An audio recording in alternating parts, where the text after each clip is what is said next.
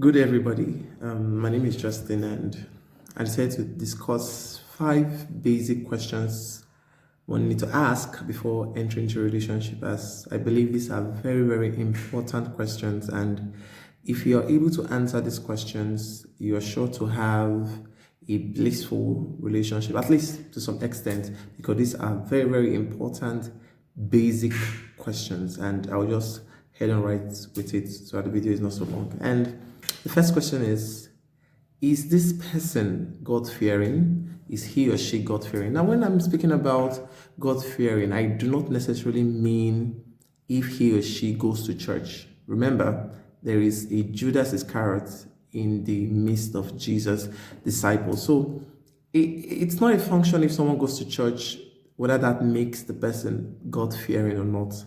It's if he has the love of God, he respects God, he takes the things of God seriously. That shows how much one is God-fearing, and definitely goes to church. But you cannot define how much one is God-fearing by just saying if he or she attends church or not, because not everyone that attends church is truly a follower of Christ. And then the next question there is, do I see a future with this person? This is a very, very important question. Why? Because take note, any relationship that you do not see a future with this person is probably just a hookup. Yes, a hookup. Because if there is no plan for the future, you don't see both of you coming together to form a family, you don't see the probability that, okay, probably I can get married to this person, then why waste your time in a relationship as such? So you may also be asking, what if I don't see this person in that way? Yes, it's if you don't see this person in that way, then probably you are in a hookup, or you are planning to get into a hookup, not a relationship. So the next question is, are his or her limitations something I can cope with? Very, very important question. You may see probably a guy, maybe a girl sees a guy and they have been friends for a while and he has all the good qualities, but then that one particular bad trait that he possesses is that one that she can't just deal with. Probably he's fine, good looking and all that, but she can't just handle anybody who is not a good listener. And you see that in such relationship, if she eventually gets into a relationship with this person, he would still not be a good listener, and that will cause a major problem. So if it's something you can cope with, then I see no reason why you shouldn't. But if it's something that you can't cope with, please do not engage, because it will definitely be a major problem unless both of you, before engaging into a relationship, sit down and talk about it and then decide to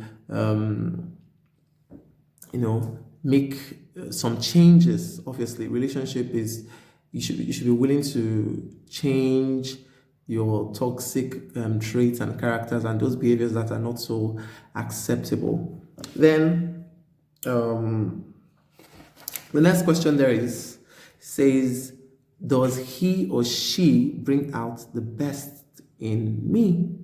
Very, very important question.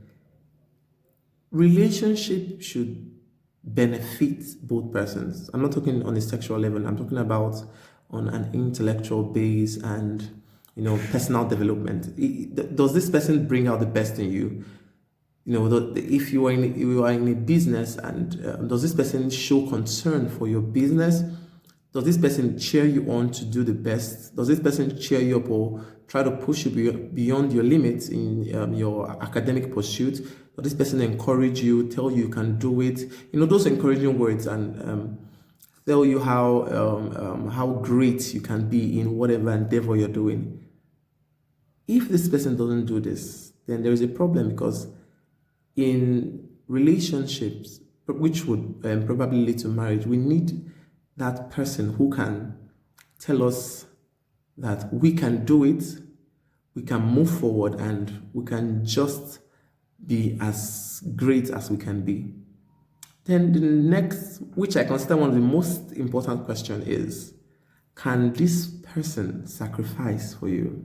Now, When I talk about sacrificing now, I'm not talking about sacrificing virginity and all that. Nah, that's not what I'm talking about. When I mean sacrifice, I'm talking about, can this person sacrifice their time, their attention, and money? And if yes, when it comes to money now, which is a very, very, very sensitive situation. Oh, he spends money on me, he gives me money. Oh, she gives me money and all that. You should look at it in depthly. If he's spending money, then you should ask these questions. Look at his surroundings, those people that are related or connected to him. Look at them and ask these questions. Does the way he's helping you financially, does he also help his siblings financially?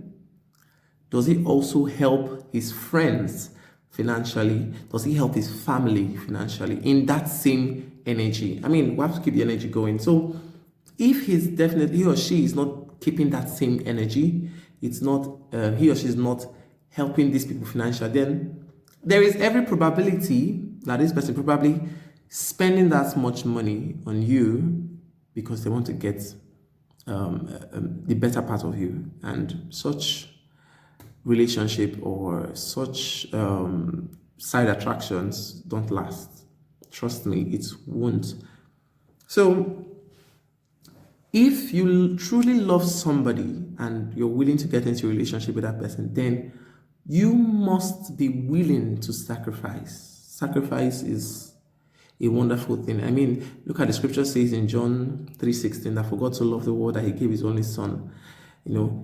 God sacrificed his only son by giving.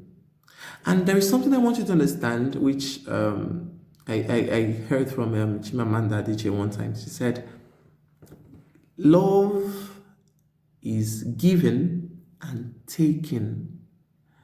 You cannot be the only one who is giving in the relationship or in the friendship, since it's not yet a relationship.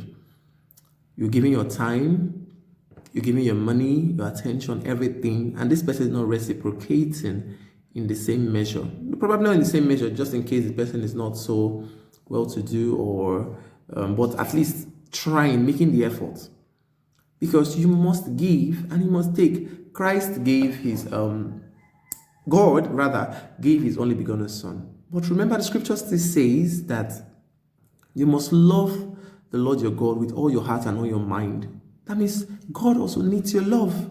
You must be ready to even give God your love. He has given you his love, the greatest love of all, which is his only begotten son. Then you must be willing to give back that love with all your heart and all your mind and everything. So my point is that before engaging into a relationship, the question should be, can this person sacrifice for you? If this person truly loves you, will be willing to sacrifice for you. And sacrifice in giving, not like I said, in sacrificing and giving, it's not necessarily about money. It's about time, attention, other things, So, just to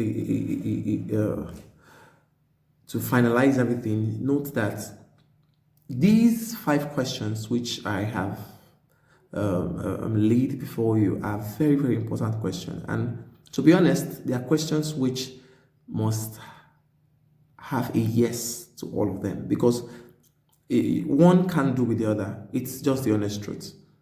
If you hope to be in a relationship that is worth your while, whosoever you are planning on getting into a relationship with should be able to get all questions right.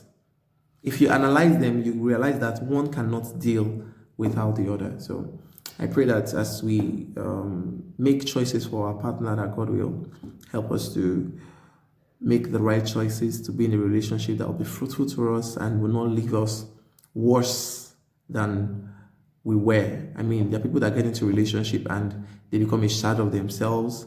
They become horrible, they look horrible, they feel horrible, and you realize that, they were much more happier when they were single. So I pray that God helps us in Jesus' name. Amen.